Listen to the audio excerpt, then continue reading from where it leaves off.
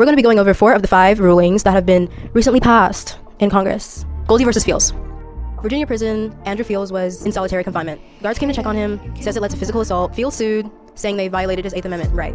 That's the one about cruel and unusual punishment. The problem with the courts, it's not enough to say they violated my right. Supreme Court created this thing called a Bivens claim. It basically allowed people to sue federal officials for certain constitutional violations. The Supreme Court has been very reluctant to expand this. So the question here is, can Fields use Bivens to sue prison guards for excessive force under the 8th Amendment? Long story short, no. This is a new context, because it's not one of the rare times they've already approved Bivens. They don't want to be the ones suing for damages like this, because to them, it's not their job. Go to Congress.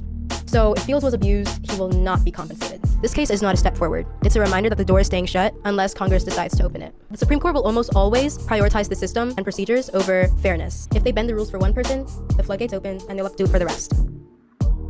Executive Order 14160. Trump versus CASA Incorporated. Executive Order 14160 tries to carve out exceptions for birthright citizenship, the 14th Amendment. But the logic is impossible to contain neatly. Once you say everyone's not born here, you've opened Pandora's box. Who decides the cutoff? If you say your parents must be legal, what about the grandparents? Or great-grandparents? Or enslaved Africans who were brought here illegally? Everyone's citizenship is up for debate. Like Scottish mom, German dad.